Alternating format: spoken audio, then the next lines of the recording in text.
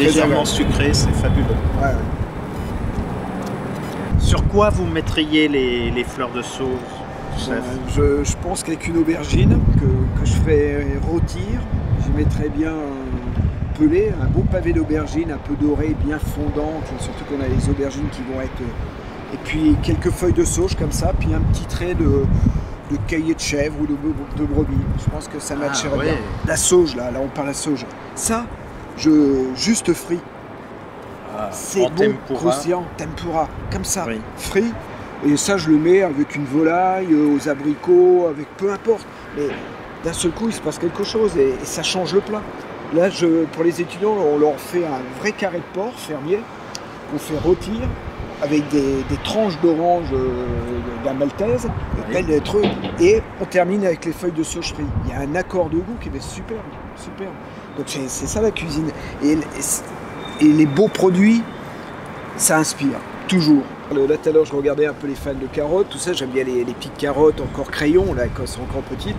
Quand elles sont comme ça, je les brosse bien un peu, brosse à ongles. Je les épluche pas parce qu'elles sont trop petites et puis il n'y a pas de pesticides, il n'y a rien, donc il n'y a pas d'engrais. Donc on mange avec la peau. Là. Demain je vais en faire pour les étudiants. Un petit filet d'huile d'olive, je mets mes carottes comme ça crayon, un peu de fleur de sel.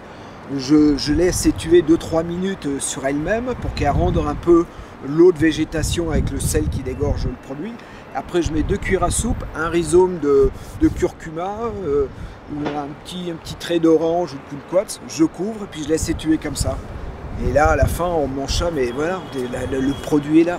Et comme je dis toujours, moi je préfère un bon produit qu'un bon chef. Oui, je ne devrais pas dire ça moi. Et là on a des artichauts, pareil, on va les cueillir, on va les effeuiller, et là on peut les manger crus. Ils vont être doux, ils vont être tendres en bouche, c'est fabuleux. Un filet d'huile d'olive, un peu fleur de sel. Est-ce que vous utiliseriez les feuilles de jaune navet?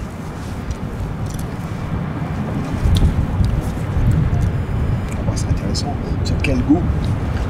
Hein, parce que ça en méclin, ça pourrait être... En mesclin, complètement. Ouais, tout à fait. C'est très très bon. Mais si je coupe les feuilles, ça ne va pas déranger l'agriculture. On peut vous faire un prélèvement. Ah bon, Oui, on peut supprimer la moitié des feuilles, ça va repartir d'autant plus. Petite sucrine, c'est ça. Ça, j'ai déjà testé de supprimer une partie du... Ah oui, oui. On l'a fait l'an dernier, ça marche très très bien. Non, c'est très goûteux. Après, il y a en fin de bouche une petite amertume très agréable. Toute légère. Toute légère. Elle est bien. Hein. Ah ben moi j'adore les amertumes. Ben, ça, peut-être je peux vous en récolter. Avec quoi on associerait ça? Avec ça, moi je vois bien du veau. Voilà, je suis sur la viande, mais je verrais bien le veau, parce que surtout c'est le mois. C'est pour ça que je pense au veau, parce qu'on est au mois de mai, c'est la saison du veau. Le veau est en pâturage, et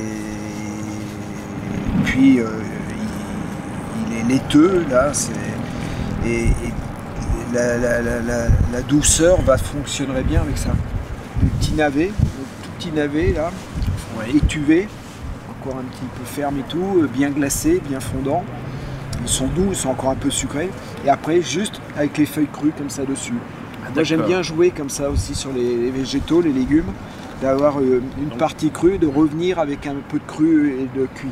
Et là ça donne toute la densité, on fait le tour du légume, quoi.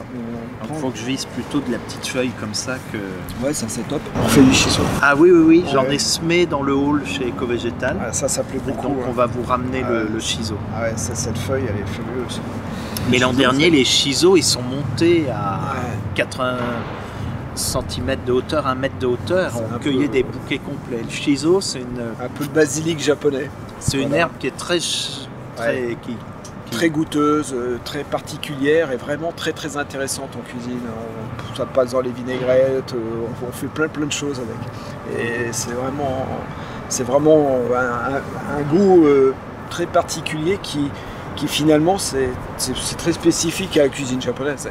Chef Briffard, il y a 2 ans, nous a fait une recette fabuleuse, une petite entrée que j'ai reproduite pour bluffer ma bien-aimée.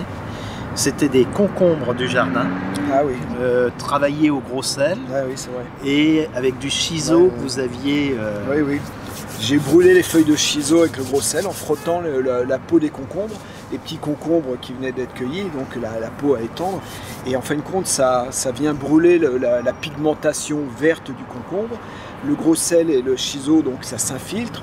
On laisse 5, 6, 10 minutes comme ça, donc le sel brûle, hein, le sel vient même dégorger un peu le concombre, mais là il est encore protégé de sa peau.